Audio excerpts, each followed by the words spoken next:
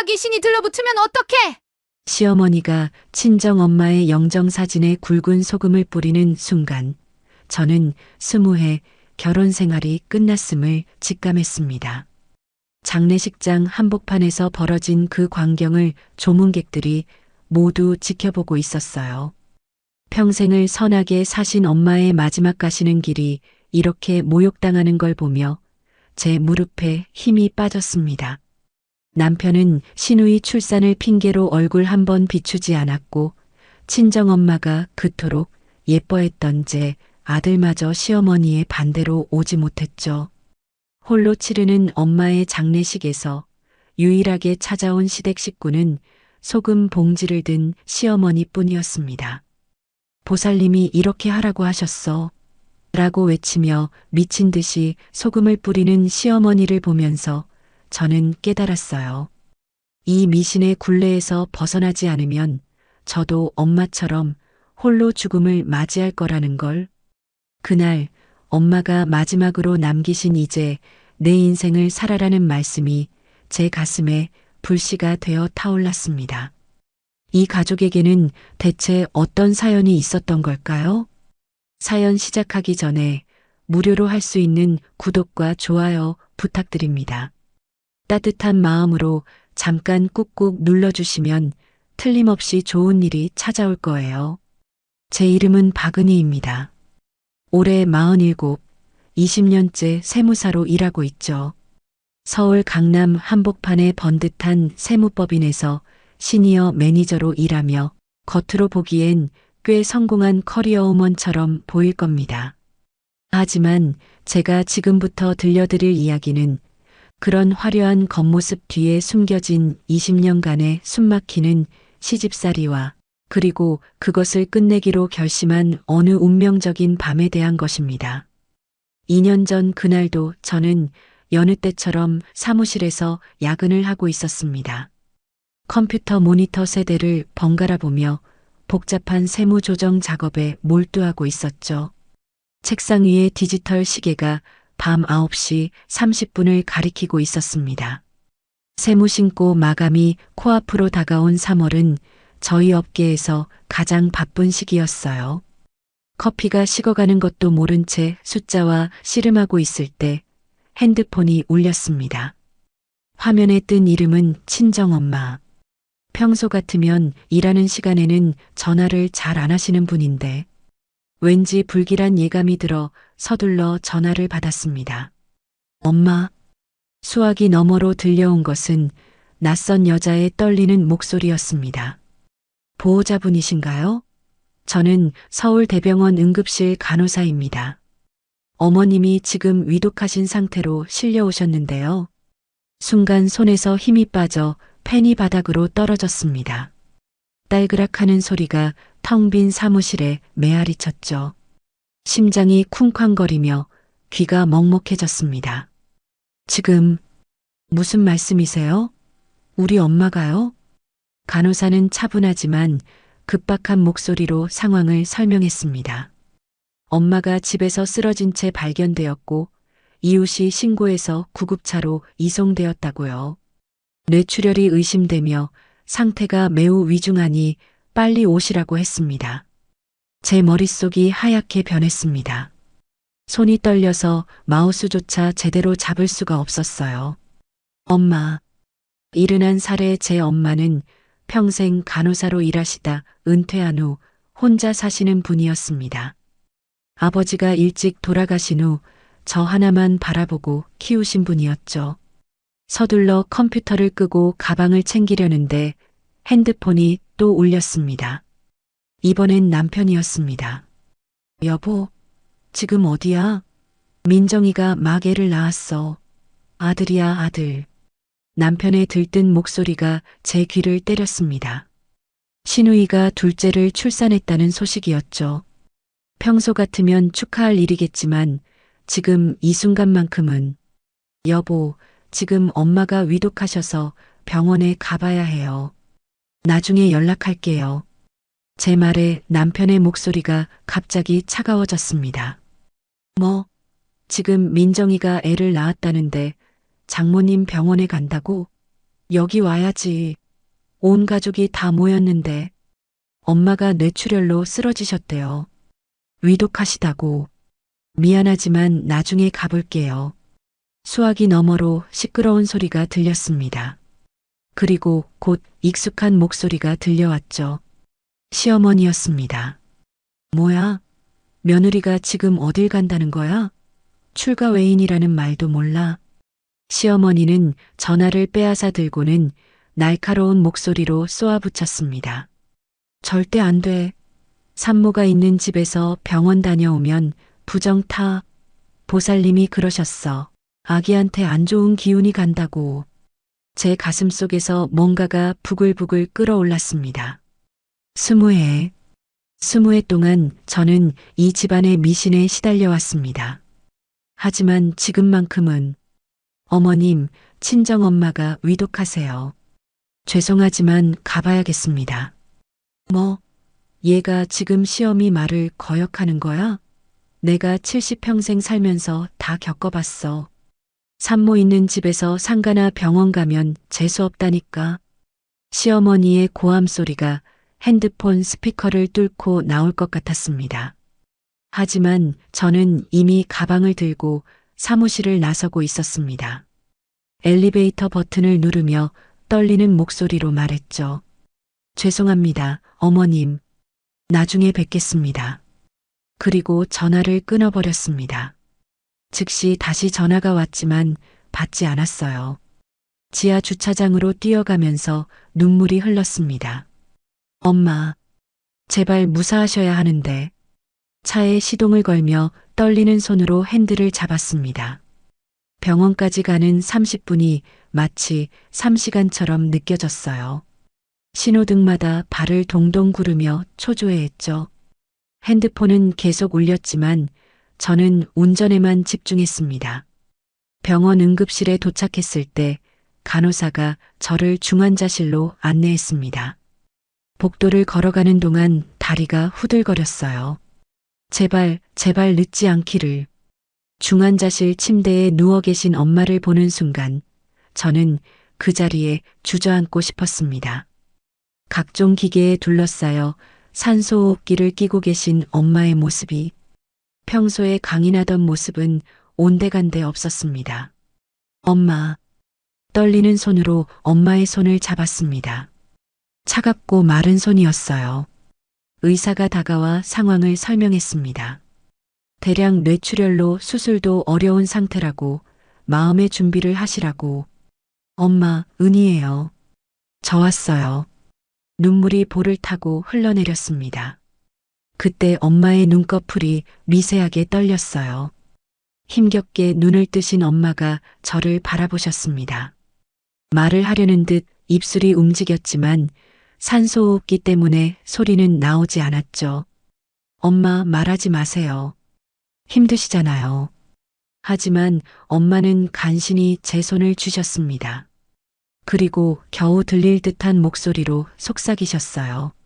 은희야, 이제 내 인생을 살아라. 그 말을 끝으로 엄마는 다시 눈을 감으셨습니다. 심전도 기계에서 나는 규칙적인 소리만이 적막한 중환자실을 채웠죠. 저는 엄마의 손을 꼭 잡고 흐느꼈습니다.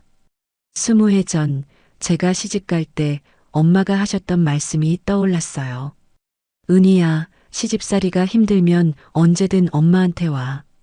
엄마는 항상 내 편이야. 하지만 저는 그동안 엄마께 시집살이의 고충을 제대로 털어놓은 적이 없었습니다. 혼자 키우느라 고생하신 엄마께 짐이 되고 싶지 않았거든요. 그래서 항상 잘 지내요. 걱정 마세요라고만 했죠. 핸드폰이 또 울렸습니다. 남편이었어요. 잠시 망설이다 전화를 받았습니다. 뭐 하는 거야? 어머니가 엄청 화나셨어. 지금 당장 오라고 하셔. 엄마가 곧 돌아가실 것 같아요. 제 말에 남편이 잠시 침묵했습니다. 그리고 한숨을 쉬며 말했죠. 그래도 지금은 상황이 이런 걸 어떡해. 어머니가 절대 안 된다고 하시는데. 보살님이 말씀하시길. 저는 조용히 전화를 끊었습니다. 그리고 엄마의 손을 더 꼭 잡았어요. 새벽 3시 20분, 엄마는 조용히 숨을 거두셨습니다. 마지막까지 제 손을 잡고 계셨죠. 의사가 와서 시간을 확인하고 사망 선고를 했습니다. 저는 엄마의 차가워진 손을 쓰다듬으며 속으로 다짐했습니다. 엄마, 이제 정말로 제 인생을 살게요. 더 이상은 참지 않을게요. 병원 복도로 나와 장례 절차를 알아보러 가는 길, 핸드폰에는 남편과 시어머니의 부재중 전화가 수십 통 찍혀 있었습니다. 하지만 저는 핸드폰을 주머니 깊숙이 넣고 장례식장으로 향했습니다. 이것이 제 20회 결혼 생활의 전환점이 된 그날 밤의 이야기입니다. 두 통의 전화가 제 운명을 갈라놓은 그 밤부터 저는 더 이상 예전의 박은희가 아니었습니다. 엄마를 떠나보낸 새벽, 저는 병원 장례식장에서 장의사와 절차를 상의하고 있었습니다. 혼자서 모든 걸 결정해야 한다는 사실이 막막했지만 엄마의 마지막 가시는 길만큼은 제대로 모시고 싶었어요. 빈소를 마련하고 영정사진을 준비하면서 문득 남편에게는 연락을 해야겠다는 생각이 들었습니다. 아무리 시댁에서 반대해도 장모의 부고 소식조차 전하지 않을 수는 없으니까요. 아침 6시가 조금 넘은 시간, 저는 병원 복도 끝 조용한 곳으로 가서 남편에게 전화를 걸었습니다. 신호음이 4번쯤 울리고 나서야 남편의 졸린 목소리가 들렸죠. 여보, 지금 몇 시야? 왜 이렇게 일찍? 여보, 엄마가 돌아가셨어요. 새벽 3시 20분에 제 목소리가 떨리는 걸 느꼈습니다. 아직도 실감이 나지 않았어요. 수화기 너머로 남편이 침대에서 일어나는 소리가 들렸습니다. 아, 그래. 그럼 장례는 어떻게 하기로 했어? 남편의 목소리에는 별다른 감정이 느껴지지 않았습니다. 20회 동안 명절 때나 겨우 몇 번 뵈었던 장모니까 당연한 건지도 모르죠. 하지만 그 덤덤한 반응이 제 가슴을 더 아프게 했습니다. 병원 장례식장에서 3일장으로 치르기로 했어요. 오늘이 첫째 날이고 제가 말을 끝내기도 전에 갑자기 시끄러운 소리가 들렸습니다. 그리고 곧 시어머니의 날카로운 목소리가 전화기를 뚫고 나왔죠. 뭐, 장례식을 한다고? 절대 안 돼. 시어머니가 전화를 빼앗으신 모양이었습니다. 새벽부터 깨어 계셨나 봐요. 아니면 며느리가 시댁 말을 안 듣고 병원에 간 게 분해서 밤새 뜬 눈으로 지새우셨는지도 모르죠. 어머님, 친정 어머니가 돌아가셨어요. 장례를 치러야. 안 된다니까? 민정이가 어제 애를 낳았어. 산모가 있는 집에서 상가에 가면 아기한테 재수 없어. 시어머니의 목소리는 히스테리컬하게 높아졌습니다. 새벽 정적을 깨는 그 고함 소리에 복도를 지나가던 간호사가 놀란 눈으로 저를 쳐다봤어요. 저는 민망해서 고개를 숙이고 목소리를 낮췄습니다. 어머님, 제 친정 어머니 장례인데요. 보살님이 뭐라고 하셨는지 알아? 산딸의 집안에 초상 나면 3년 안에 또 초상 난다고 하셨어. 너 우리 집안 망하게 하려고 작정했니? 시어머니의 말에 저는 할 말을 잃었습니다. 제 엄마가 돌아가신 이 순간에도 시어머니에게는 오직 미신과 보살님 말씀뿐이었어요. 지난 20회 동안 저는 이런 식으로 살아왔습니다. 집안의 모든 대소사가 보살님의 점괘에 따라 결정되고 그 누구도 거역할 수 없는 절대적인 규칙이 되어버린 삶이었죠. 내 말 안 들으면 집안이 망해. 70평생 살아보니까 다 알아. 보살님 말씀 안 듣고 제멋대로 하다가 패가 망신한 집이 한두 집이 아니야. 시어머니는 계속해서 목소리를 높였습니다. 그때 남편의 목소리가 들렸어요. 어머니, 제가 얘기할게요. 다시 남편이 전화를 받았습니다. 저는 한 가닥 희망을 품었죠. 아무리 마마보이라도 부인의 어머니가 돌아가셨는데 설마. 은희야, 어머니 말씀이 맞아. 살아보니까 그런 게 다 이유가 있더라고. 우리 민정이 애도 이제 막 태어났는데 괜히 부정 타면 어떡해. 남편의 말에 저는 눈앞이 캄캄해졌습니다. 대학 교수라는 사람이 경영학을 가르치며 합리적 사고를 강조한다는 사람이 이럴 수가 있나요? 당신 정말로 그런 미신을 믿는 거예요? 대학에서 학생들한테는 뭐라고 가르치는데요? 이건 미신이 아니야. 어머니가 70평생 경험하신 거잖아. 실제로 어머니 말씀 안 듣고 고집 부렸다가 안 좋은 일 생긴 사람들 많이 봤어. 남편의 말투는 단호했습니다. 마치 학문적 진리를 설파하듯 당당했죠. 저는 허탈한 웃음이 나왔습니다. 그럼 저는 엄마 장례도 못 치른다는 거예요? 장례야 치러야지. 대신 우리는 못 가는 거고. 너도 딱 장례만 치르고 바로 와. 절대 3일장 내내 있으면 안 돼. 보살님이. 저는 더 이상 듣고 싶지 않았습니다. 그런데 그때 뒤에서 아들 준호의 목소리가 들렸어요. 아빠, 저는 외할머니 장례식 가고 싶어요. 외할머니가 저 정말 예뻐해 주셨는데. 20살 대학생인 준호는 어렸을 때부터 외할머니를 무척 따랐습니다. 명절 때마다 만나면 용돈도 두둑이 주시고 맛있는 것도 많이 해주셨거든요. 무엇보다 시댁의 답답한 분위기와 달리 외할머니 댁은 자유롭고 편안했죠. 너는 가면 안 돼. 할머니가 안 된다고 하셨잖아. 남편이 아들에게 버럭 소리를 질렀습니다. 평소 아들에게는 한없이 자상한 남편이 이렇게 화를 내는 건 처음이었어요. 아빠, 그래도 외할머니가 돌아가셨는데 외할머니보다 새로 태어난 사촌 동생이 더 중요해. 내가 상가집 가서 부정 타면 아기한테 해로운 거야. 아들과 남편이 실랑이 하는 소리가 계속 들렸습니다. 그때 시누이 민정의 목소리도 들렸어요. 준호야, 아빠 말씀 들어. 내가 상가집을 어떻게 가? 애 태어난 지 하루도 안 됐는데 찝찝하게. 시누이는 늘 그랬듯이 자기 편한 대로만 생각했습니다. 중학교 국어교사라는 사람이 이렇게 이기적일 수가 있나 싶을 정도였죠. 제가 20년 동안 명절마다 온갖 음식을 다 장만해서 시댁에 갔던 것도 시누이가 임신했을 때 입덧한다고 특별 음식을 따로 만들어줬던 것도 다 잊어버린 모양이었습니다. 좋아요. 알겠어요. 저는 차갑게 대답하고 전화를 끊어버렸습니다. 그리고 다시는 전화를 받지 않았어요. 핸드폰은 계속 울렸지만 무음으로 돌려놓고 장례 준비에만 집중했습니다. 오전 9시가 되자 친척들이 하나둘 도착하기 시작했습니다. 엄마의 여동생인 이모와 외사촌들이 와서 저를 위로해 주었죠. 언니가 은희 너 하나만 바라보고 사셨는데 이렇게 급하게 가실 줄이야. 이모는 눈물을 훔치며 저를 꼭 안아주었습니다. 그 따뜻한 포옹에 저도 또다시 눈물이 났어요.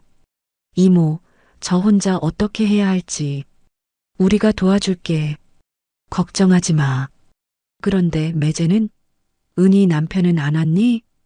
이모의 물음에 저는 아무 말도 할 수 없었습니다. 시댁에서 미신 때문에 못 온다는 말을 어떻게 하겠어요. 그저 회사 일이 바빠서요라고 둘러댔죠. 하지만 시간이 지날수록 남편의 부재는 더욱 도드라졌습니다. 조문객들이 사위는 어디 있느냐고 물을 때마다 저는 거짓말을 해야 했어요. 그 수치심과 서러움이란. 특히 엄마의 오랜 친구분들이 오셨을 때가 가장 힘들었습니다. 다들 간호사 출신으로 엄마와 함께 일했던 분들이었는데 그분들은 제가 결혼할 때부터 지켜봐 오신 분들이었거든요. 은희야, 힘들지? 그래도 내 엄마는 너 하나만큼은 정말 자랑스러워 하셨어. 세무사 되고 나서 얼마나 뿌듯해 하셨는지 몰라. 그 말을 들으니 더욱 가슴이 아팠습니다.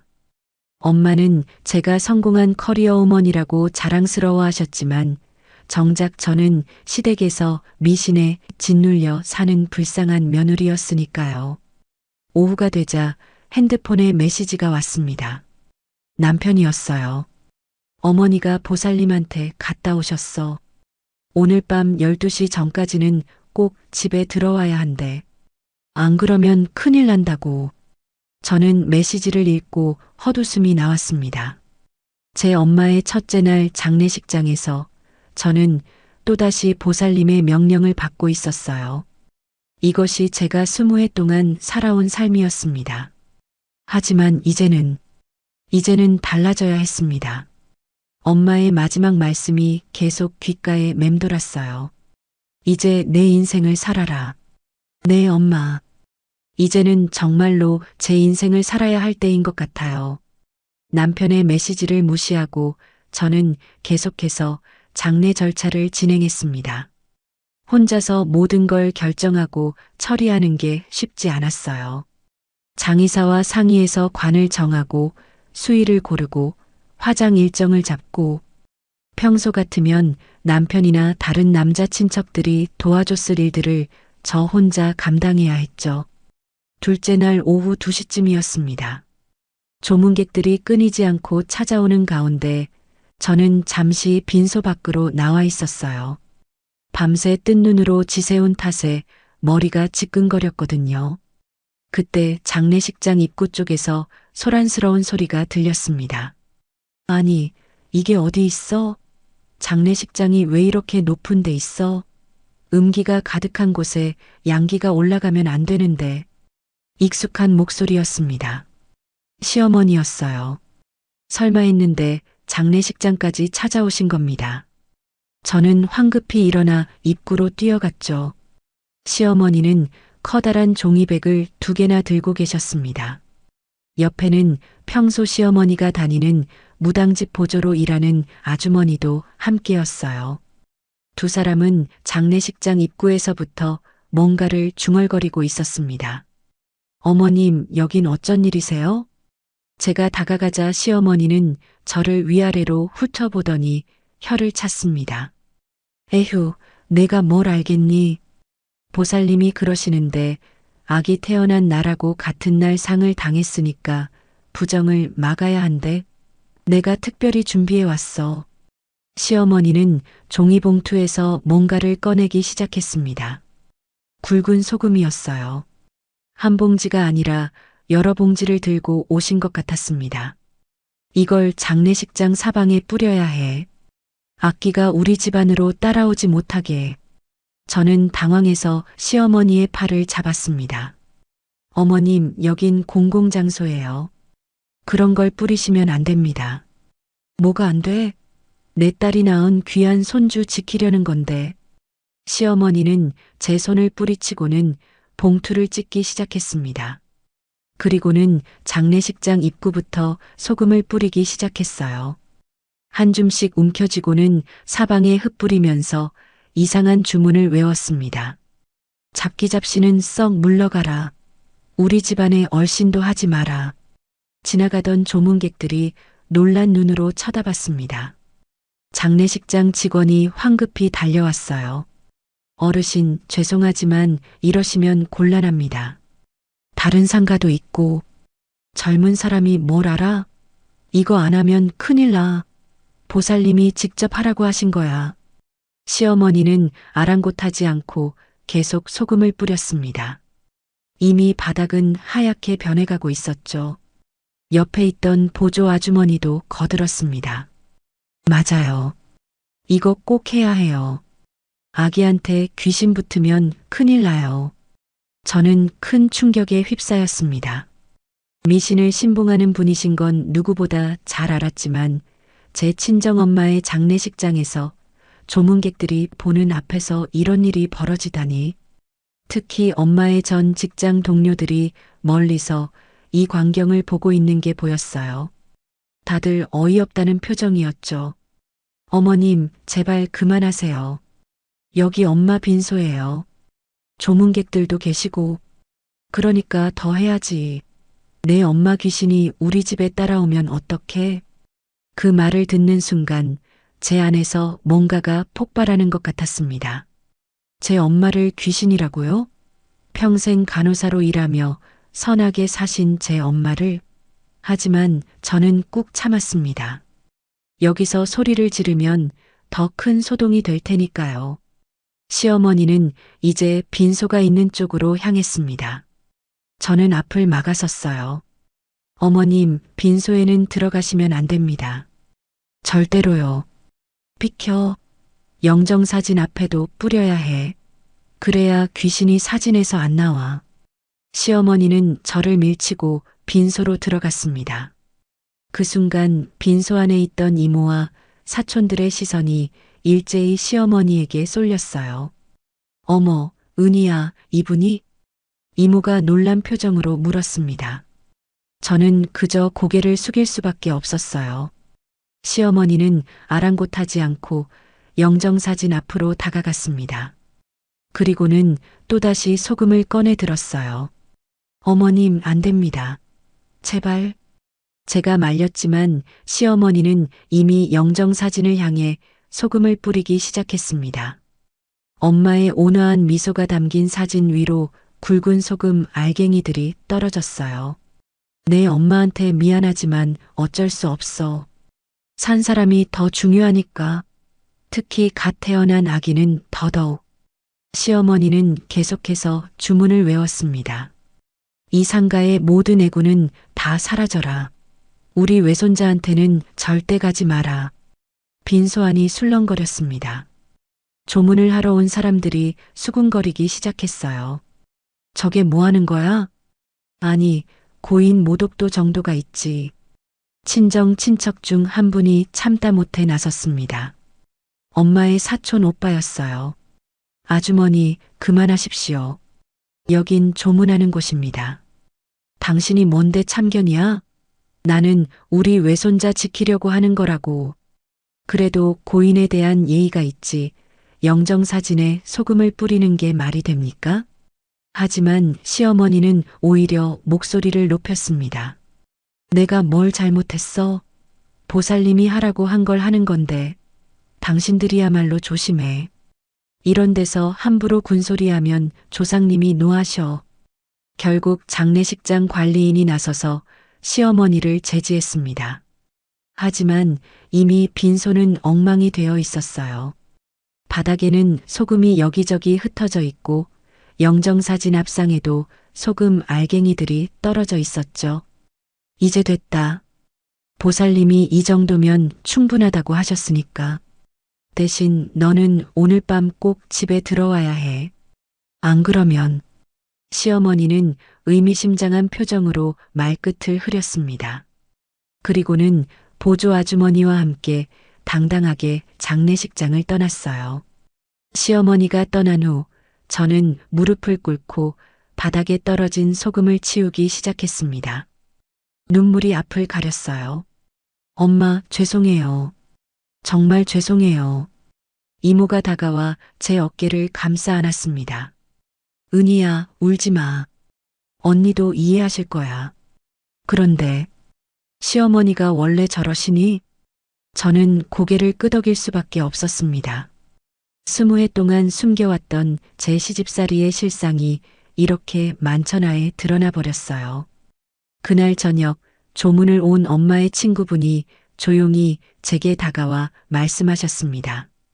은희야, 내 엄마가 살아계셨으면 얼마나 속상해 하셨을까. 그동안 고생 많았구나. 그 한마디에 저는 또다시 울음을 터뜨렸습니다. 네, 엄마가 아셨다면 정말 속상해 하셨을 거예요.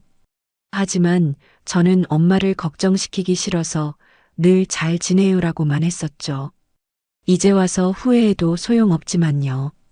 그렇게 엄마의 둘째 날 장례는 시어머니가 뿌린 소금과 함께 치욕스럽게 지나갔습니다. 하지만 이것은 시작에 불과했어요. 진짜 폭풍은 아직 오지 않았으니까요. 엄마의 장례를 마치고 집으로 돌아온 것은 셋째 날 밤 10시가 넘어서였습니다. 3일장 내내 남편은 얼굴 한번 비추지 않았고 저는 홀로 모든 절차를 마무리해야 했죠. 현관문을 열고 들어서자 거실에 시어머니와 남편이 나란히 앉아 있었습니다. 마치 죄인을 심판하는 재판관들처럼 엄숙한 표정으로요. 너 시어미 말을 무시하는 거냐? 보살님이 어젯밤 12시 전에 들어오라고 하셨다고 내가 틀림없이 말했잖아. 시어머니의 첫마디였습니다. 저는 지친 몸을 이끌고 거실로 들어갔어요. 검은 상복이 무겁게 느껴졌습니다. 어머님 화장하고 납골당까지 다녀오느라. 그런 건 관심 없어. 중요한 건 이제부터야. 보살님이 특별히 처방을 내려주셨으니까 잘 들어. 시어머니는 품에서 빨간 보자기에 쌓인 무언가를 꺼냈습니다. 부적이었어요. 노란 종이에 검은 먹으로 알 수 없는 글씨들이 빼곡히 적혀 있었죠. 이걸 지갑에 넣고 다녀. 그리고 매일 아침 해 뜨기 전에 일어나서 동쪽을 향해 절을 3번 해. 49일 동안은 절대로 걸으면 안 돼. 저는 부적을 받아들며 한숨이 나왔습니다. 또 시작이구나. 20해 전 신혼 첫날이 떠올랐어요. 결혼식을 마치고 시댁에 처음 인사를 드리러 갔던 날이었습니다. 갓 결혼한 새댁의 설렘과 긴장감으로 가득했던 저에게 시어머니가 건넨 첫 선물이 바로 부적이었죠. 며느리야, 보살님한테 내 사주를 봐달라고 했어. 내가 기가 세서 남편 기를 너무 눌러서 특별히 처방을 받아왔으니까 꼭 지켜야 해. 그때는 그저 시어머니의 관심이려니 생각했습니다. 하지만 그것은 시작에 불과했어요. 신혼집을 구할 때도 마찬가지였습니다.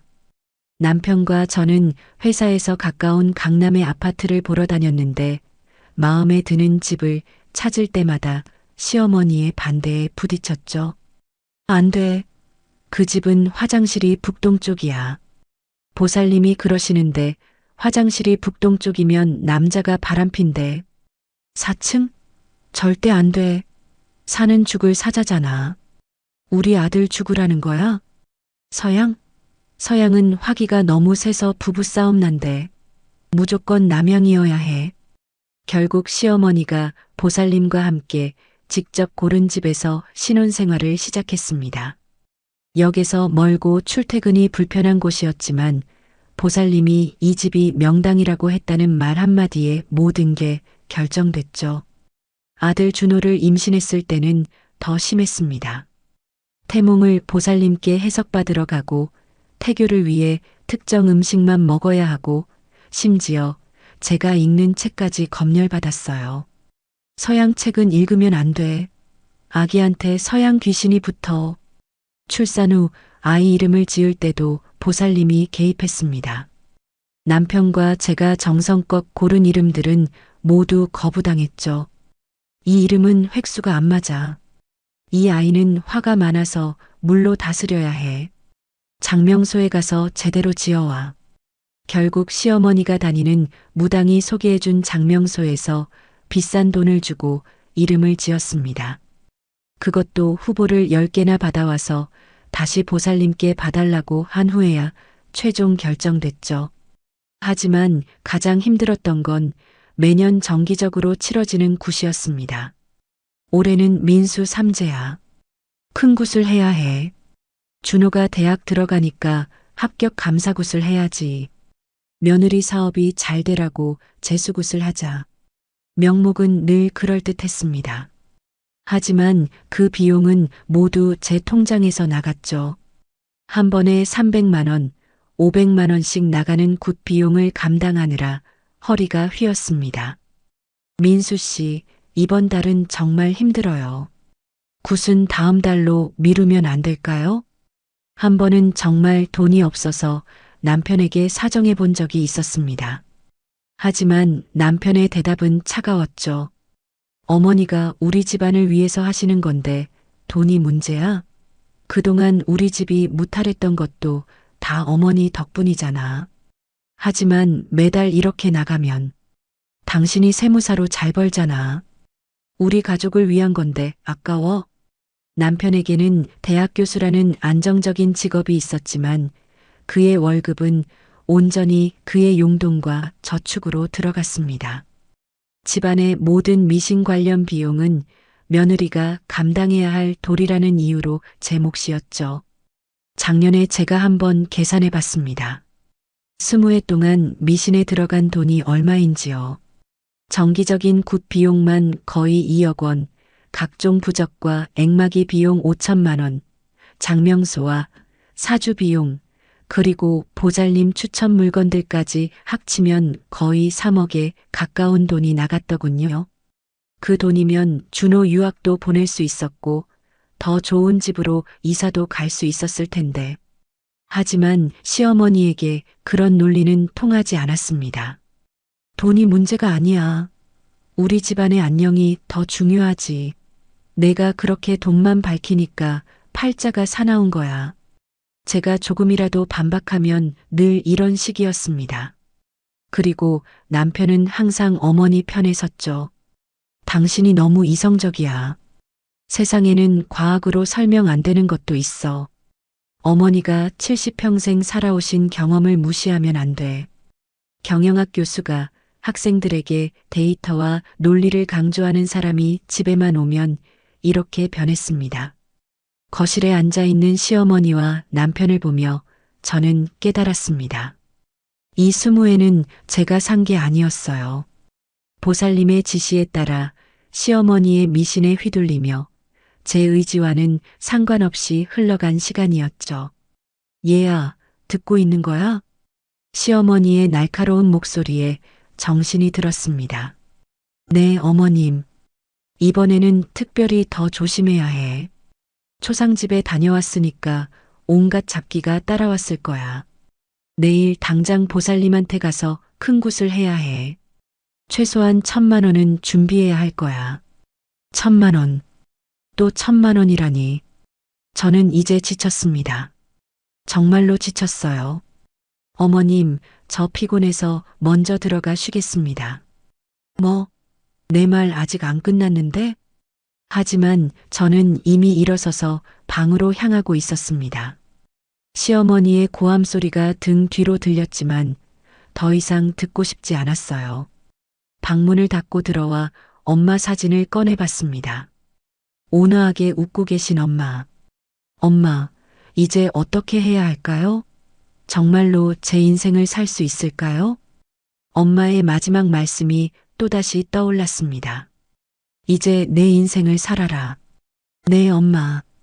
이제는 정말로 뭔가를 바꿔야 할 때인 것 같아요.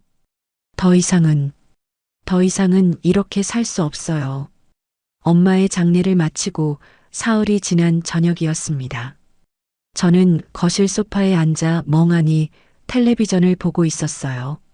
화면에서 무슨 내용이 나오는지도 모른 채 그저 눈만 뜨고 있었죠. 상복을 벗고 평상복으로 갈아입었지만 마음속 슬픔과 그리움은 여전히 무겁게 저를 짓누르고 있었습니다. 저녁 7시쯤 현관문이 열리는 소리가 들렸습니다. 남편이었어요. 시누이 집에서 나흘 만에 돌아온 것이죠. 얼굴에는 환한 미소가 가득했습니다. 여보, 나왔어. 우리 조카 정말 예쁘더라. 민정이가 둘째는 정말 다르다고 하던데 진짜 순하고 예뻐. 남편은 신발을 벗으며 신이 나서 떠들어댔습니다. 마치 세상에서 가장 기쁜 일을 경험하고 온 사람처럼요. 제가 며칠 전 홀로 엄마를 떠나보낸 사실은 까맣게 잊은 듯 했죠.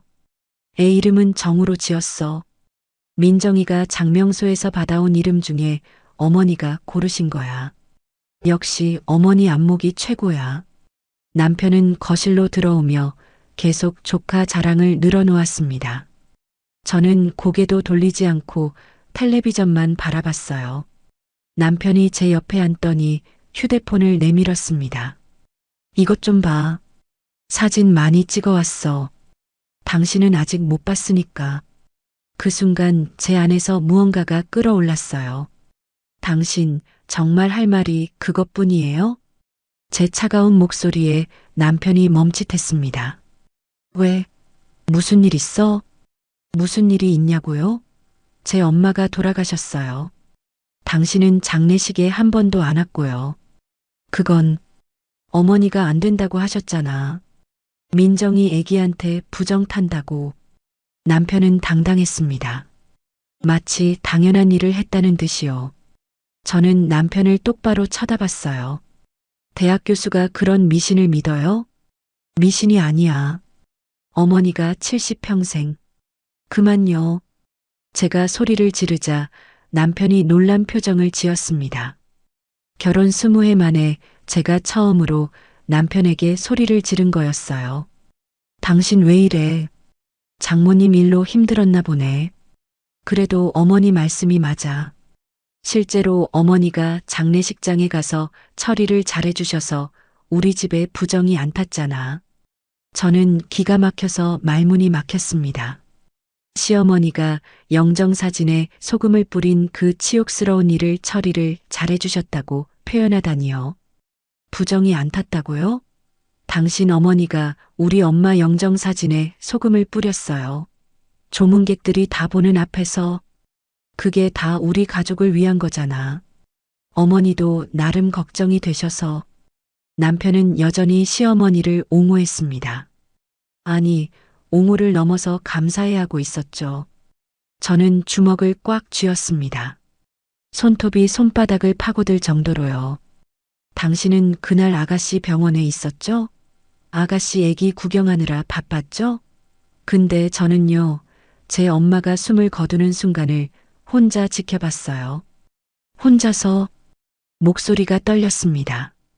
그동안 꾹꾹 눌러뒀던 감정들이 터져 나오려 했어요. 그건 미안하게 생각해. 하지만 어쩔 수 없었잖아. 민정이도 가족이고. 가족? 그럼 제 엄마는 가족이 아니었나요? 남편이 말을 더듬었습니다. 그건 아니지만 상황이 됐어요. 더 듣고 싶지 않아요. 저는 자리에서 일어났습니다. 그때 남편이 제 팔을 잡았어요. 잠깐 중요한 얘기가 있어. 어머니가 그러시는데 이번에 정말 큰 굿을 해야 한대. 초상집 다녀온 부정을 완전히 씻어내려면 또 굿, 또 돈. 저는 남편의 손을 뿌리쳤습니다. 얼마예요? 1,500이면 될 것 같아. 어머니가 특별히 유명한 무당님 불러주신대. 1,500만 원. 저는 헛웃음이 나왔어요. 당신도 월급 받는 사람이잖아요. 당신이네요. 내 월급은 이미 다 계획이 있잖아. 그리고 이런 건 원래 며느리가. 며느리가 뭐요? 며느리가 호구예요? 제 격한 반응에 남편이 당황했습니다. 왜 이래? 원래 잘 내던 사람이. 그래요. 저는 20해 동안 호구였어요. 바보같이 다 퍼졌죠. 근데 이제는 아니에요. 무슨 소리야? 어머니 말씀 안 들으면 집안의 재앙이. 남편의 말이 채 끝나기도 전에 현관문이 또 열렸습니다. 시어머니였어요. 열쇠를 갖고 계셔서 예고도 없이 불쑥 들어오시곤 했죠. 나왔다. 민수야, 보살님한테 다녀왔어? 시어머니는 거실로 들어오며 큰 봉투를 들어 보였습니다. 이게 다 부적이야. 집 안 곳곳에 붙여야 해. 특히 며느리 방에는 꼭 붙여야 한대. 귀신이 제일 먼저 며느리한테 붙는다고 하셔.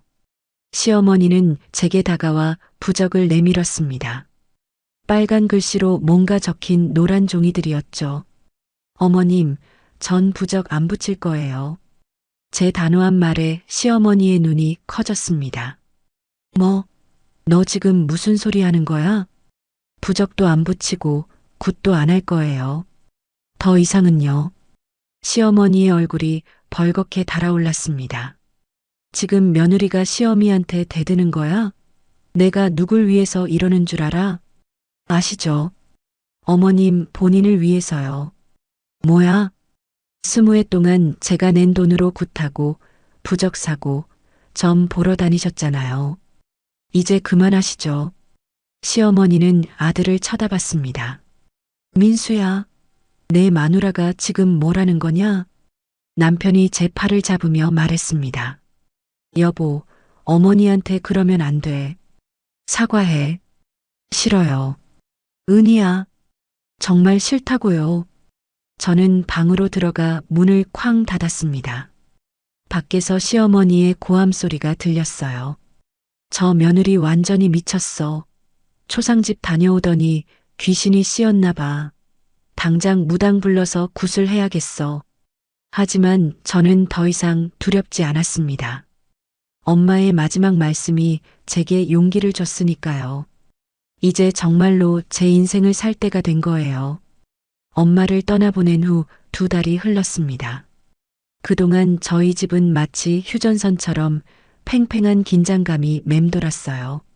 제가 시어머니께 처음으로 반항한 그날 이후 남편은 저와 제대로 된 대화조차 나누지 않았고 시어머니는 2, 3일에 한 번꼴로 찾아와 며느리가 미쳤다며 한숨을 쉬곤 했죠. 그리고 얼마 후 저는 대학병원 산부인과 진료실에 앉아 있었습니다. 자궁근종이 커져서 수술이 필요하다는 진단을 받은 지 6개월이 지났지만 계속 미뤄왔던 수술을 더 이상 미룰 수 없게 된 거예요. 생리량이 너무 많아져서 빈혈이 심해졌고 일상생활이 힘들 정도로 통증이 심했거든요. 박은희님, 수술 가능한 날짜가 5월 28일 화요일밖에 없네요. 다른 날은 넉 달 이상 기다리셔야 해요. 간호사의 말에 저는 달력을 확인했습니다. 5월 28일. 그 날짜를 보는 순간 가슴이 철렁했어요. 시어머니 생신이었거든요. 하지만 더 이상 미룰 수 없는 상황이었고 저는 결국 그날로 수술을 예약했습니다. 집에 돌아와 남편에게 수술 날짜를 알렸을 때 예상했던 대로 난리가 났습니다. 5월 28일? 그날이 무슨 날인지 알아? 남편의 목소리가 날카로웠습니다. 물론 저도 알고 있었죠. 어머님 생신인 거 알아요. 하지만 병원에서 그날밖에 안 된대요. 다른 날은 넉 달을 기다려야 하고. 그럼 기다려야지. 어떻게 어머니 생신에 수술을 받아? 남편의 반응은 단호했습니다. 마치 제가 일부러 그날을 골랐다는 듯이 저를 쏘아봤죠. 그때 거실에서 텔레비전을 보시던 시어머니가 들어오셨습니다. 요즘은 아예 저희 집에서 지내시는 날이 많았어요. 무슨 수술? 누가 수술한대? 남편이 상황을 설명하자 시어머니의 얼굴이 새하얗게 질렸습니다. 절대 안 돼. 내 생일에 병원을 왜 가? 그것도 칼 대는 수술이라니. 시어머니는 마치 제가 큰 죄를 지은 것처럼 저를 노려봤습니다. 어머님, 죄송하지만 자궁근종이 너무 커져서. 그런 건 상관없어. 보살님이 그러셨어. 생일날 가족이 병원 가면 그 해에 큰 재앙이 온다고. 특히 칼 대는 수술은 절대 안 돼. 시어머니의 목소리가 점점 커졌습니다. 저는 깊은 한숨을 쉬며 설명을 시도했어요. 어머님, 정말 죄송하지만 더 이상 미룰 수가 없어요. 빈혈이 너무 심해서. 그럼 다른 날로 바꿔? 당장 병원에 전화해서 바꾸라고 해. 하지만 저는 고개를 저었습니다. 더 이상 시어머니의 미신에 제 건강을 맡길 수는 없었어요. 수술 일주일 전부터 시어머니의 압박은 더욱 심해졌습니다. 매일같이 전화를 하셨고 집에 와서는 온갖 협박을 하셨죠. 병원은 죽은 혼령들이 득실거리는 곳이야. 내 생일에 그런 부정한 곳에 가면 안 돼. 보살님이 특별히 봐주셨는데 그날 수술하면 3년 안에 또 큰 병이 난대. 너 때문에 내 생일이 망가져. 평생 후회할 거야. 급기야는 남편과 아들에게까지 명령을 내리셨습니다. 민수야, 준호야, 너희들은 절대로 병원에 가면 안 돼. 생신날 병원 냄새 묻혀오면 집안이 망해. 20살 대학생인 준호는 당황한 표정으로 저를 봤습니다. 엄마, 정말 혼자 수술 받으실 거예요? 제가 가서. 안 돼. 시어머니가 준호의 말을 잘랐습니다. 넌 특히 더 안 돼. 젊은 사람이 병원 기운 받아오면 평생 건강을 해쳐. 수술 전날 밤 저는 혼자 병원 준비물을 챙기고 있었습니다. 남편은 거실에서 시어머니와 함께 생신상 준비를 하고 있었죠. 마치 제 수술 같은 건 존재하지도 않는 것처럼요. 수술 당일 아침 저는 새벽 5시에 일어나 혼자 택시를 불렀습니다. 캐리어를 끌고 현관을 나서는데 거실에서 남편이 저를 불렀어요. 은희야. 돌아보니 남편이 멀찍이 서서 저를 보고 있었습니다. 잠시 미안한 표정이 스쳤지만 곧 시어머니가 방에서 나오시자 다시 무표정해졌죠. 조심히 다녀와. 수술 끝나면 연락해. 그게 전부였습니다.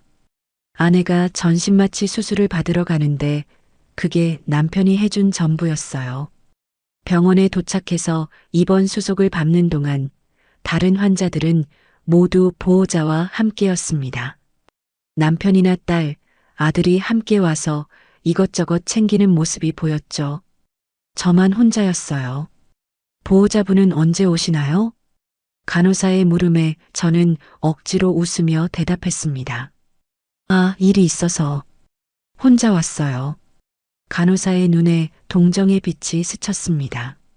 수술 동의서에 보호자 서명란이 비어 있는 걸 보고는 조심스럽게 물었죠. 이 수술은 전신마취라서 보호자가 꼭 오셔야 해요.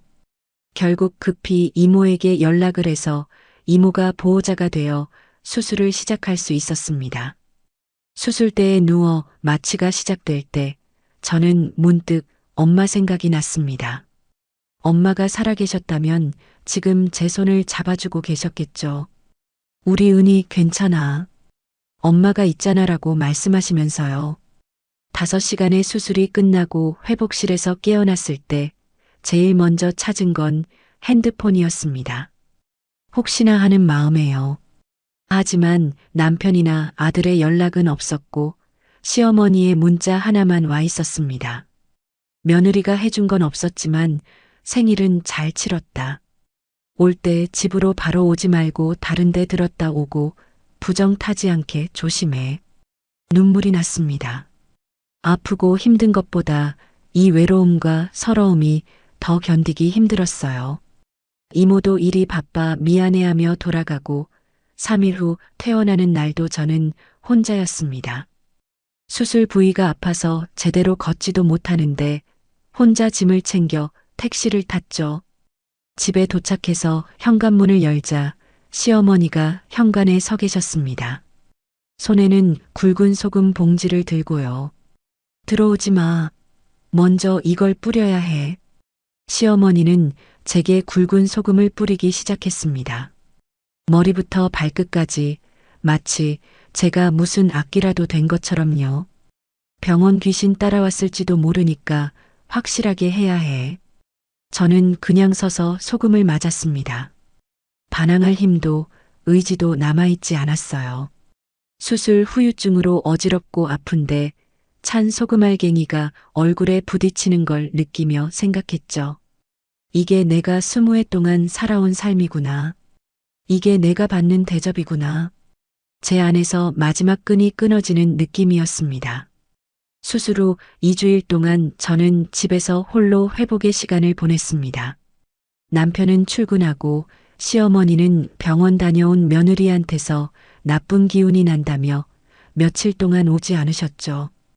그 고요한 시간 동안 제 안에서 무언가가 조용히 하지만 확실하게 변하고 있었습니다. 침대에 누워 천장을 바라보며 생각했어요. 20해. 제가 이 집안의 미신에 돈을 퍼부은 시간이 20해였습니다.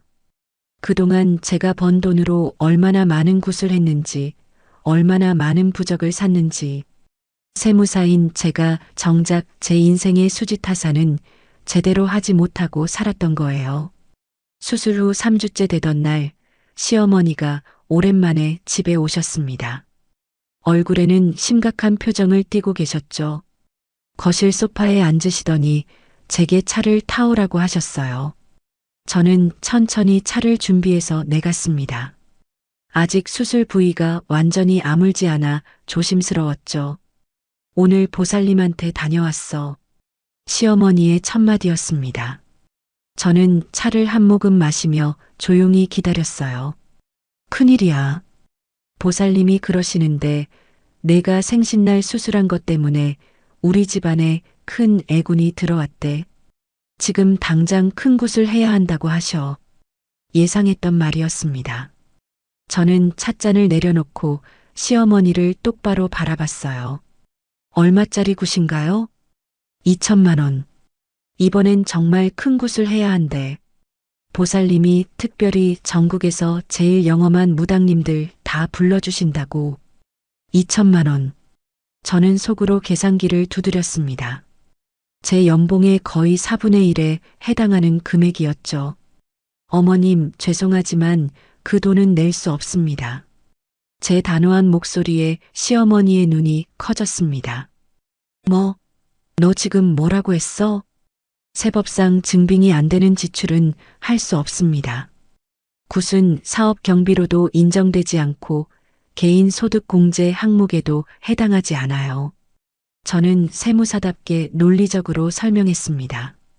시어머니의 얼굴이 붉어지기 시작했어요. 지금 무슨 소리를 하는 거야? 세법? 증빙? 이게 그런 문제야? 네, 그런 문제입니다. 저도 이제는 제 수입을 합리적으로 관리해야겠어요. 시어머니는 테이블을 탕 치며 소리를 질렀습니다. 너 미쳤구나. 애군이 온다니까. 보살님이 분명히 말씀하셨어. 이번에 굿 안 하면 3년 안에 대형 사고 난다고. 그럼 애군도 세금 공제가 되나요? 제 냉정한 반문에 시어머니는 말문이 막혔습니다. 잠시 침묵이 흐른 후 시어머니는 전략을 바꾸셨어요. 민수한테 말해야겠다. 내 신랑이 뭐라고 하는지 보자. 그날 저녁 남편이 퇴근하자마자 시어머니는 하소연을 시작했습니다. 남편은 심각한 표정으로 제게 다가왔어요. 은희야, 어머니가 그러시는데 정말 굿 안 할 거야? 네, 안 할 거예요. 하지만 어머니가 걱정하시잖아. 그동안 잘해왔는데 왜 갑자기? 20년 동안 제가 낸 돈이 얼마인지 아세요? 계산해봤더니 거의 3억이에요. 3억? 남편은 놀란 표정을 지었습니다. 그렇게 많이? 네. 그 돈이면 준호 유학도 보낼 수 있었어요. 더 좋은 집으로 이사도 갈 수 있었고요. 하지만 그동안 우리 집이 무탈했잖아. 무탈했다고요? 제가 혼자 엄마 장례 치르고 혼자 수술 받은 게 무탈한 건가요? 남편은 말을 잇지 못했습니다. 그 후로 저는 조용히 하지만 단호하게 저항을 시작했습니다. 먼저 시댁 경조사 참석을 거부했어요. 시어머니의 먼 친척 환갑잔치가 있었는데 수술 후 회복 중이라 갈 수 없다고 통보했죠. 사실 그때쯤이면 충분히 움직일 수 있었지만 더 이상 제 시간과 돈을 시댁 행사에 쓰고 싶지 않았어요. 며느리가 시집 경조사도 안 챙긴다니 남들이 뭐라고 하겠어. 시어머니는 펄펄 뛰었지만 저는 꿈쩍도 하지 않았습니다. 다음은 명절 음식 준비였습니다. 추석이 다가오자 시어머니는 당연하다는 듯이 말씀하셨어요. 이번 추석엔 친척이 많이 온대. 저는 15가지, 나물은 9가지 준비해야 해. 어머님, 저는 이번에 전 준비 안 할 거예요. 수술한 지 얼마 안 돼서 무리할 수 없어요. 뭐, 명절 음식을 며느리가 안 한다고? 네. 대신 시장에서 사다 드릴게요. 요즘은 다 파니까요. 시어머니는 기가 막힌다는 표정을 지었습니다. 사다 먹는 음식을 조상님께 올린다고? 뻘 받아.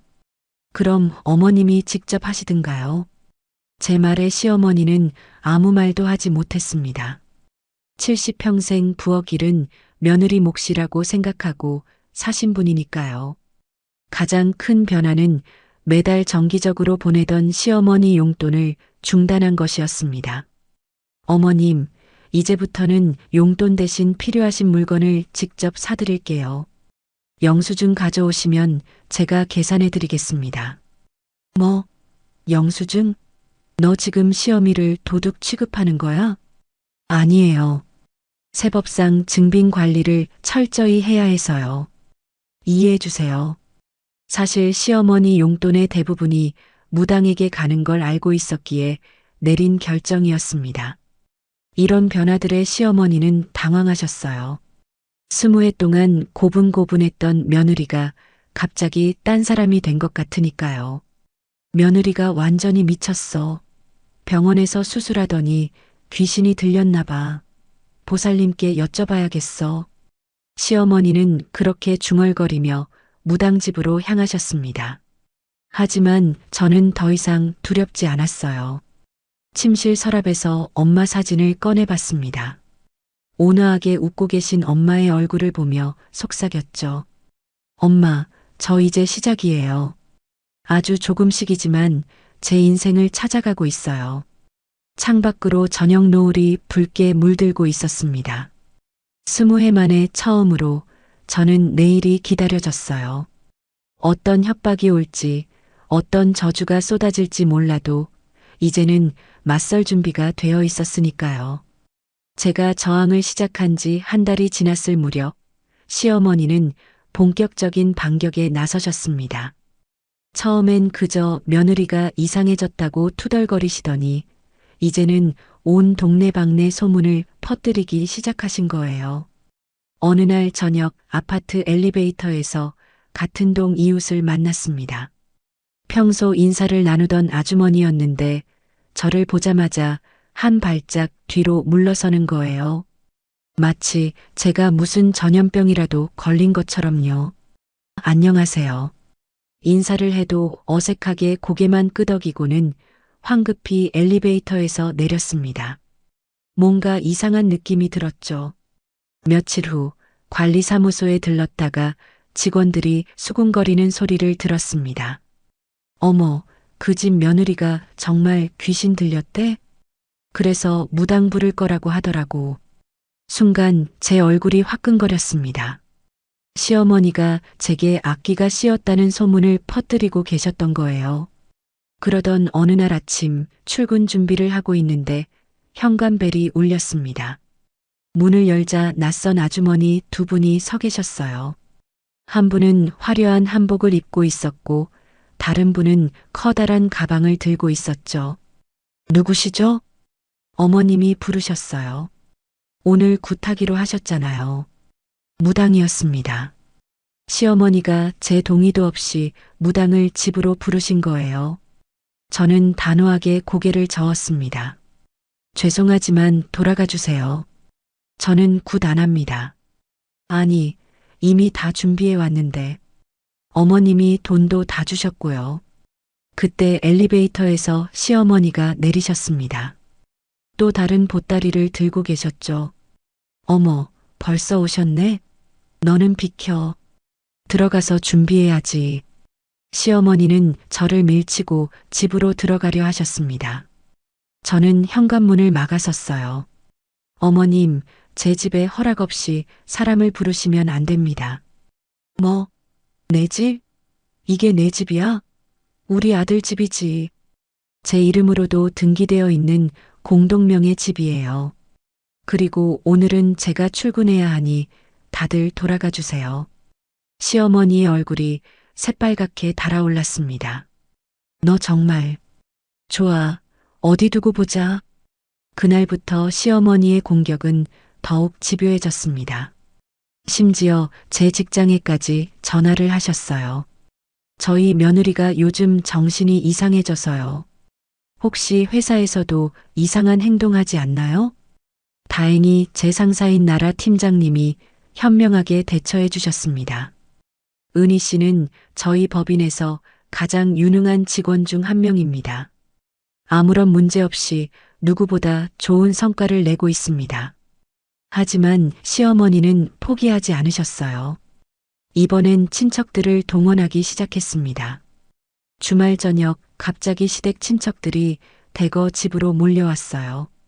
시어머니, 시누이는 물론이고 남편의 고모, 이모, 사촌들까지 거실을 가득 메웠죠. 오늘 가족회의 하기로 했어. 은희가 요즘 너무 이상해서. 시어머니가 엄숙하게 선언하셨습니다. 마치 제가 무슨 중죄인이라도 된 것처럼요. 들어보니 조카 며느리가 시어머니한테 대들고 집안 대소사도 안 챙긴다면서.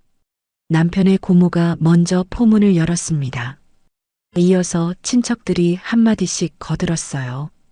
조상님 제사도 안 지낸다던데 벌 받을 일이야. 역시 외동딸은 버릇이 없어. 시누이 민정도 거들었습니다. 언니가 요즘 정말 이상해요. 교사인 제 눈으로 봐도 뭔가 정신적으로 문제가 있는 것 같아요. 병원에 가봐야 하는 거 아닌가요? 저는 거실 한가운데 서서 그들의 비난을 듣고 있었습니다. 20해 동안 명절마다 음식을 해서 대접했던 사람들이, 경조사마다 봉투를 들고 찾아갔던 사람들이 이제는 저를 마녀 사냥하고 있었어요. 다들 한마디씩 하셨으니 이제 제 차례인가요? 제가 조용히 말하자 거실이 순간 조용해졌습니다. 네, 맞아요. 저는 변했어요. 더 이상 미신에 돈을 쓰지 않고 불합리한 요구는 거부하기로 했거든요. 그게 그렇게 큰 죄인가요? 큰 죄지. 집안의 전통을 무시하고. 고모가 말을 잇자 저는 가방에서 서류철을 꺼냈습니다. 미리 준비해둔 자료였죠. 그럼 이 전통에 대해 말씀드릴게요. 제가 20해 동안 시댁의 전통에 쓴 돈을 계산해 봤습니다. 서류를 펼치며 하나씩 읽어 내려갔습니다. 정기 굿비용 2억 원, 부적 및 액막이 4천만 원, 장명소 및 사주 비용 1천만 원, 기타 무당 관련 비용 5천만 원, 총 3억 원입니다. 친척들의 표정이 굳어졌습니다. 시어머니는 벌떡 일어나셨어요. 돈. 맨날 돈 타령이야. 가족의 안녕보다 돈이 더 중요해. 그 3억이면 준호 유학도 보낼 수 있었고 더 좋은 환경에서 살 수도 있었어요. 그런데 그 돈은 다 어디로 갔죠? 과연 우리 가족이 그만큼 안녕해졌나요? 아무도 대답하지 못했습니다. 저는 서류를 더 꺼냈어요. 그리고 이건 지난 20년간 제가 혼자 감당한 집안일 목록이에요. 명절 음식 준비, 제사 준비, 경조사 참석. 다 기록해뒀습니다. 필요하시면 복사해 드릴게요. 시누이가 당황한 표정으로 말했습니다. 언니, 이런 걸 왜 다 적어놨어요? 무서워요. 세무사니까요. 기록하고 계산하는 게 직업이거든요. 그날 가족회의는 흐지부지 끝났습니다. 친척들은 어색하게 인사를 하고 돌아갔고 시어머니는 이 집안 꼴이 말이 아니다라며 한숨만 쉬셨죠.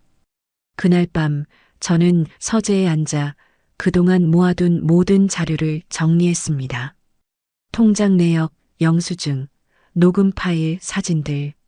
20해 동안의 미신 독재를 증명할 수 있는 모든 증거들이었어요. 변호사 사무실에서 받아온 이혼 소송 서류도 함께 있었습니다. 아직 작성하지는 않았지만 언제든 쓸 준비가 되어 있었죠. 창밖으로 도시의 불빛들이 반짝이고 있었습니다.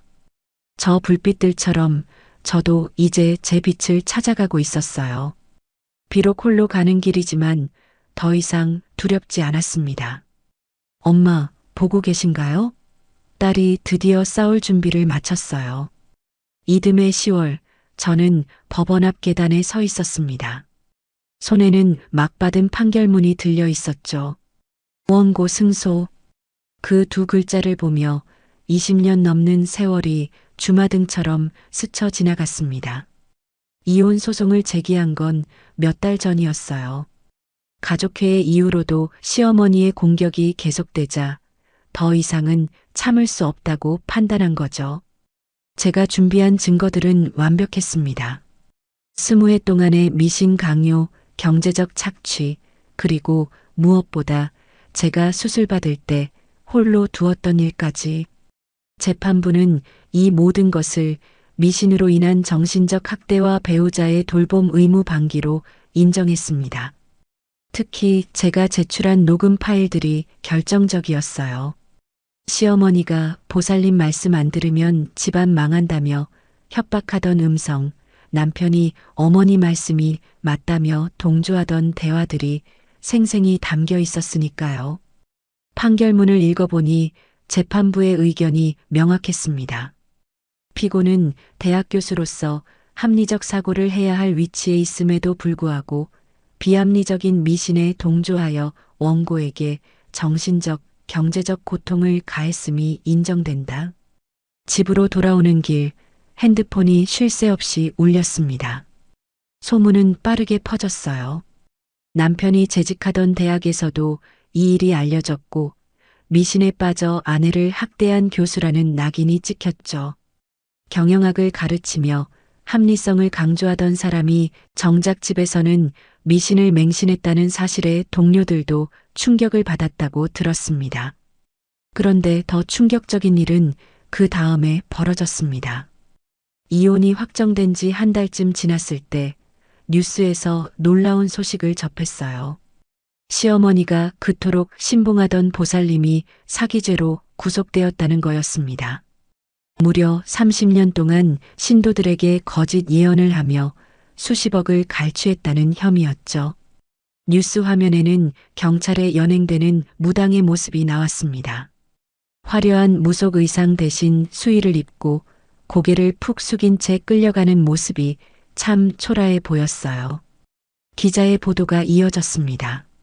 이 무당은 특히 나이 든 여성들을 타깃으로 삼아 가족의 안위를 빌미로 거액의 굿 비용을 요구해 왔습니다. 피해자만 100여 명, 피해 금액은 50억 원에 달하는 것으로 추정됩니다. 저는 쓴웃음이 났습니다. 시어머니도 그 100명 중 한 명이었겠죠. 20해 동안 그 사기꾼에게 바친 돈이 얼마였을까요? 며칠 후 뜻밖의 방문객이 찾아왔습니다. 준호였어요. 이혼 후 처음 보는 아들이었죠. 대학교 근처에서 자취를 하며 지내고 있다고 들었는데 많이 야위어 보였습니다. 엄마, 잘 지내세요? 아들은 어색하게 거실에 앉았습니다. 저는 차를 타서 내왔어요. 그래, 잘 지낸다. 너는 어때? 저도 그냥 그래요. 근데 엄마, 할머니 얘기 들으셨어요? 준호의 표정이 복잡했습니다. 무당 사기 사건 얘기인 것 같았어요. 뉴스로 봤어. 할머니가 완전히 무너지셨어요. 매일 보살님은 그럴 사람이 아니다라고만 하시고 아빠도 학교에서 거의 왕따 수준이고요.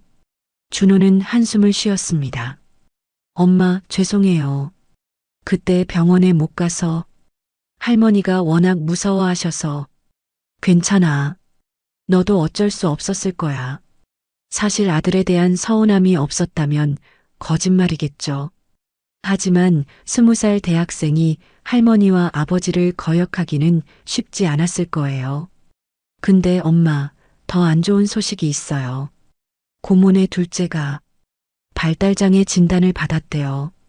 저는 놀랐습니다. 시누이가 그토록 자랑하던 보살님이 총명한 아이가 태어날 거라고 했다던 그 아이가요. 할머니는 그것도 믿으려 하지 않으세요. 병원에서 오진했다고, 다른 보살 찾아서 굿하면 낫는다고. 준호의 목소리에는 피로감이 묻어났습니다. 이제 저도 알겠어요. 엄마가 왜 그렇게 하셨는지, 미신이 얼마나 무서운 건지. 아들이 떠난 후 저는 오랜만에 남편에게서 온 문자를 받았습니다. 은희야, 미안하다. 내가 너무 어리석었어. 어머니 말만 듣고 이제야 깨달았어. 하지만 이미 늦었겠지. 답장은 하지 않았습니다. 20해의 세월은 미안하다 한마디로 돌이킬 수 없으니까요. 그로부터 또 한 달이 지났을 때 시누이에게서 전화가 왔습니다. 목소리가 많이 지쳐 있었어요. 언니, 저예요. 혹시 시간 있으세요? 잠깐 만났으면 해서. 카페에서 만난 민정은 예전의 오만함이 사라진 모습이었습니다. 언니, 정말 미안해요. 그때 가족회의에서 그런 말해서 이제야 언니 마음을 알 것 같아요. 신우이는 둘째 아이의 치료비며 재활 프로그램이며 혼자 감당하기 벅차다고 했습니다. 남편도 처가의 미신 광풍에 질려서 사이가 멀어졌다고요. 엄마는 여전히 현실을 부정하세요. 새로운 무당 찾아다니시는데 이제는 돈도 없어서 오빠가 좁은 원룸에 모시고 사는데 매일 좋은 일 생긴다는 점괘만 기다리고 계세요. 저는 조용히 듣기만 했습니다. 동정심이 들면서도 한편으로는 자업자득이라는 생각이 들었어요. 집으로 돌아와 거실 창가에 섰습니다. 제가 새로 이사한 아파트는 시어머니가 그토록 꺼리던 조건들로 가득했어요. 서쪽 방향 4층, 심지어 멀리 화장터도 보였죠. 보살님의 예언대로라면 3개월 안에 큰 병이 나고 망해야 했지만 6개월이 지나도록 저는 그 어느 때보다 건강하고 평안했습니다. 책상 위에는 최근 받은 승진 통지서가 놓여 있었어요. 시니어 매니저로의 승진. 이혼으로 인한 불이익을 걱정했지만 오히려 더 인정받게 된 거죠. 엄마 사진을 바라보며 조용히 말했습니다. 엄마, 이제야 제대로 살고 있어요. 미신이 아닌 이성으로, 두려움이 아닌 용기로 살아가고 있어요. 창밖으로 노을이 지고 있었습니다. 시어머니가 그토록 불길하다던 서쪽 하늘이 황금빛으로 물들어 있었어요. 참 아름다운 풍경이었습니다. 시간이 흘러 엄마가 돌아가신 지 정확히 3년이 되는 날이었습니다. 저는 거실 창가에 서서 아침 햇살을 받으며 커피를 마시고 있었어요. 서쪽을 향한 거실 창으로 들어오는 빛이 따스했습니다. 시어머니가 그토록 불길하다고 했던 서양 집이었지만 저는 매일 아침 이 평화로운 순간을 즐기고 있었죠. 핸드폰이 울렸습니다. 준호였어요. 엄마, 오늘 외할머니 기일이죠? 저녁에 같이 성묘 가요. 그래, 고마워. 6시에 만날까? 네, 그때 봬요. 아, 그리고 엄마 이번에 장학금 받게 됐어요. 아들의 밝은 목소리에 저도 모르게 미소가 지어졌습니다. 이혼 후 처음엔 어색했던 아들과의 관계가 이제는 완전히 회복되었어요. 오히려 전보다 더 깊고 진솔한 대화를 나누게 되었죠. 출근 준비를 하며 거울을 봤습니다. 50세가 된 제 얼굴에는 평온함이 깃들어 있었어요. 3년 전 그 피폐했던 모습은 온데간데 없었죠. 규칙적인 운동과 충분한 수면, 무엇보다 스트레스에서 벗어난 생활이 저를 건강하게 만들어 주었습니다. 세무법인으로 출근하는 길, 우연히 과거 옆집에 살던 아주머니를 만났습니다. 예전에 시어머니가 퍼뜨린 귀신 들렸다는 소문 때문에 저를 피하던 분이었죠. 은희 씨, 요즘 정말 좋아 보이세요. 비결이 뭐예요? 그냥 편하게 사는 거예요. 마음 편한 게 최고더라고요. 사무실에 도착하니 나라 팀장님이 반갑게 맞아주셨습니다. 은희 씨, 축하해요. 이번에 우리 법인 최초의 여성 파트너로 추천됐어요. 순간 가슴이 뛰었습니다. 파트너라니. 그동안 꿈꿔왔지만 쉽지 않을 거라 생각했던 자리였어요. 정말이에요? 믿기지 않네요. 당연하죠. 실력도 실력이지만 최근 3년간 보여준 리더십이 인상적이었대요. 어려운 상황에서도 흔들리지 않고 원칙을 지키는 모습이 특히 높은 평가를 받았고요. 아이러니했습니다. 시어머니의 미신에 맞서 원칙을 지킨 것이 오히려 직장에서도 인정받는 계기가 된 거니까요. 점심시간 예전 시댁 근처를 지나게 되었습니다. 그곳에서 우연히 옛 이웃을 만났어요. 어머, 은희 씨, 정말 오랜만이네요. 잘 지내세요? 네, 저는 잘 지내요. 다들 잘 지내시죠? 이웃 아주머니의 표정이 어두워졌습니다. 아이고, 말도 마세요. 요즘 그 집 꼴이 말이 아니에요. 시어머니는 맨날 새로운 점쟁이 찾아다니시고 민수 씨는 학교에서도 은퇴 압박 받는다던데. 그 말을 들으니 마음이 복잡했습니다. 한때는 가족이었던 사람들이니까요. 하지만 동정심이 들면서도 그들이 선택한 길의 결과라는 생각이 들었어요. 오후에는 은행에 들렀습니다. 이혼 때 받은 재산 분할과 그동안의 저축으로 꽤 목돈이 모였거든요. 미신에 쓰지 않으니 돈이 이렇게 모이는구나 싶어 신기했죠. 박은희 고객님, 자산이 많이 늘으셨네요. 투자 상담 받아보시겠어요? 네, 그러죠. 이제는 제 미래를 위해 제대로 준비해야죠. 저녁 준호와 함께 엄마의 납골 땅을 찾았습니다. 3년 전과 달리 이제는 아들과 함께여서 외롭지 않았어요. 외할머니 준호예요. 장학금 받았어요. 외할머니가 살아계셨으면 정말 좋아하셨을 텐데. 준호가 납골함 앞에서 조용히 인사를 했습니다. 저는 엄마의 사진을 바라보며 마음속으로 말했어요. 엄마, 저 이제 정말 제 인생을 살고 있어요. 두려움 없이 당당하게요. 납골 땅을 나오는 길에 준호가 조심스럽게 물었습니다. 엄마, 할머니 얘기 들으셨어요? 무슨 얘기? 최근에 또 다른 무당한테 사기당하셨대요. 이번엔 500만 원. 아빠가 원룸 월세도 못 내서 고시원으로 옮긴다고. 마음이 무거워졌습니다. 73세의 노인이 아들과 고시원에서 산다니. 하지만 시어머니는 여전히 현실을 받아들이지 못하고 계신 것 같았어요. 고모는 어때? 고모도 힘들어해요. 둘째 치료비 때문에 빚이 많대요. 그런데도 할머니는 보살이 곧 좋은 일 생긴다고 했다고만 하신대요. 집으로 돌아오는 차 안에서 준호가 말했습니다. 엄마, 그때 정말 미안했어요. 엄마가 옳았어요. 미신은 정말 무서운 거더라고요. 괜찮아. 너도 피해자였으니까. 집에 도착해서 우편함을 확인하니 법원에서 온 서류가 있었습니다. 열어보니 뜻밖의 내용이었어요. 시어머니가 사기당한 무당을 고소했는데 제가 증인으로 출석해달라는 요청이었죠. 아이러니했습니다. 평생 무당을 신봉하던 분이 이제는 무당을 고소하다니. 그날 밤 저는 새로 꾸민 서재에 앉아 있었습니다. 4층이라 시어머니가 불길하다고 했지만 저는 이 아늑한 공간이 무척 마음에 들었어요. 책장에는 그동안 읽고 싶었지만 서양 것이라며 금기시됐던 책들이 가득했죠. 책상 위에는 최근에 찍은 사진이 놓여 있었습니다. 회사 워크숍에서 찍은 사진인데 제가 환하게 웃고 있었어요. 동료들 사이에서 당당하고 행복해 보이는 제 모습이 낯설면서도 자랑스러웠죠. 핸드폰이 울렸습니다. 모르는 번호였어요. 여보세요? 은희 씨?